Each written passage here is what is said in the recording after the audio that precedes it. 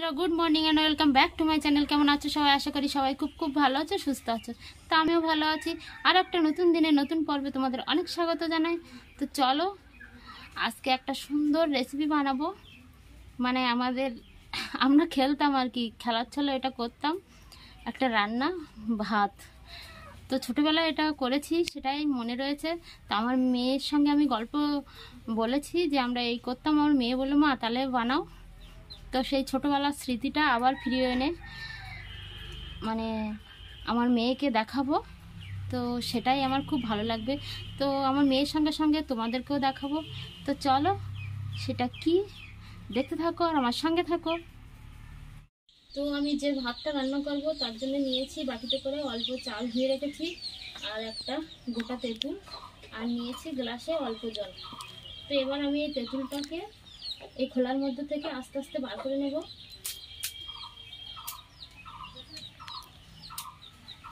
এই যে দেখো, এই গোটা তেঁতুলটা আমি বার করে নিলাম।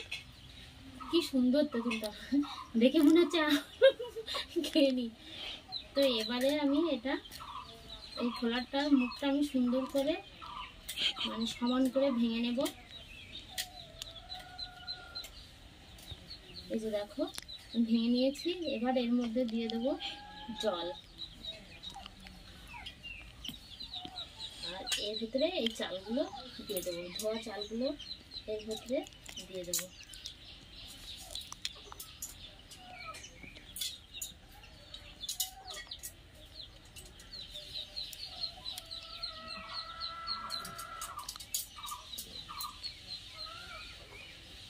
এই যে এটা আমি ভরে দিয়েছি, জল দিয়েছি, চাল দিয়ে একদম পুরো ভরে দিয়েছি। দেখো এবার এটা আমি উনুনের মধ্যে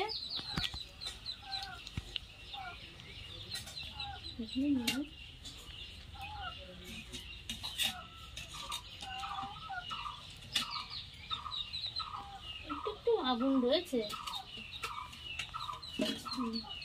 এর মধ্যে সকালে রান্না করেছি আমি, সকালে রান্না আগুন রয়েছে। তো এই আগুনের মধ্যে এটা আমি বসিয়ে দেব।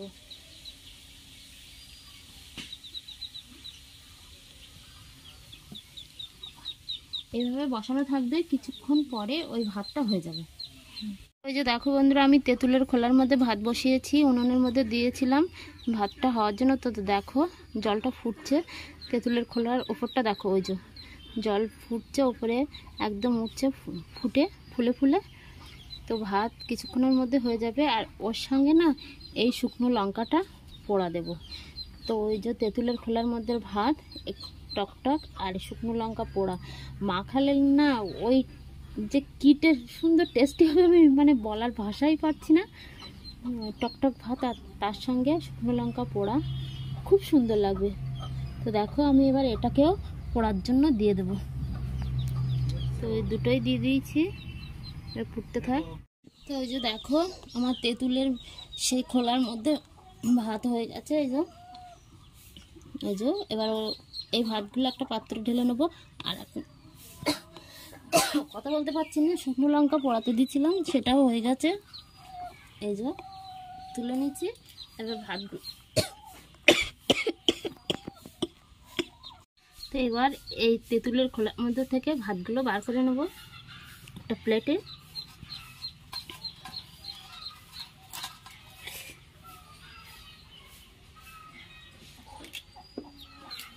ছাড়াতে হবে, যে দেখো এর মধ্যে ভাত রয়েছে।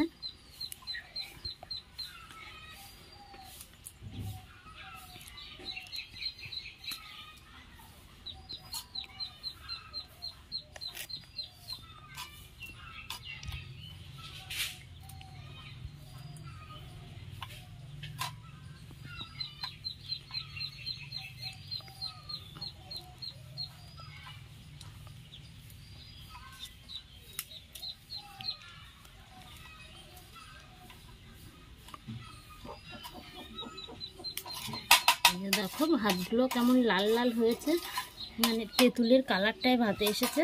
আর এবারে এই লঙ্কা পোড়া এর মধ্যে মেখে নেব সামান্য। একটু লবণও দিয়ে দেব।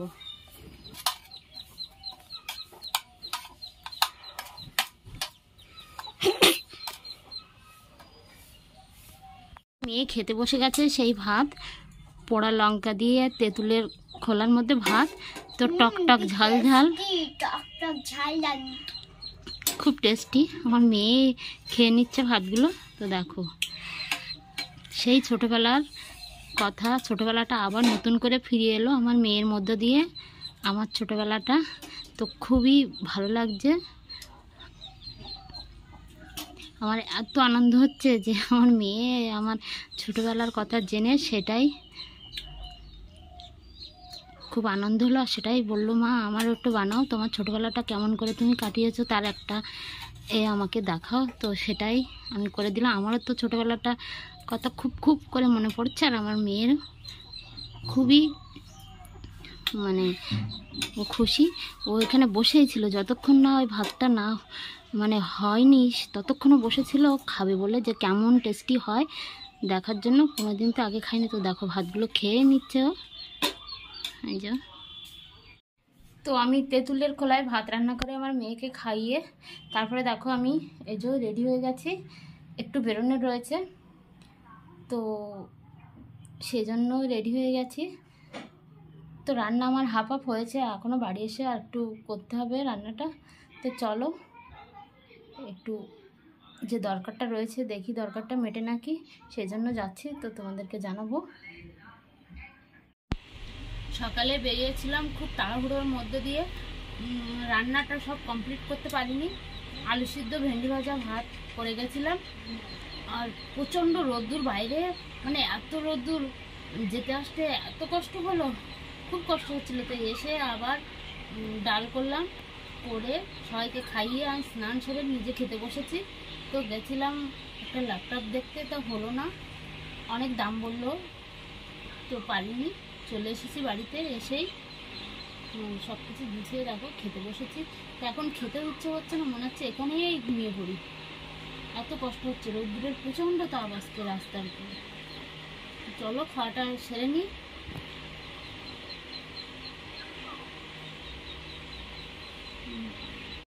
আমার মেয়ে ঘুমিয়ে পড়েছে, এখন রাত 10:30 বাজে। অন্যদিন প্রতিদিন সন্ধেবেলা ঝড় বৃষ্টি হয়, তো আজকে ঝড় বৃষ্টি হয়নি, হালকা হাওয়া হচ্ছিল। তো ওয়েদারটা ঠান্ডা ঠান্ডা রয়েছে। দিনের বেলা তো বেশ রোদ্দুর ছিল, গরমও ছিল প্রচণ্ড। তো দেখো আমার মেয়ে না খেয়ে ঘুমিয়ে পড়েছে, ওকে ডাকবো খাওয়াবো।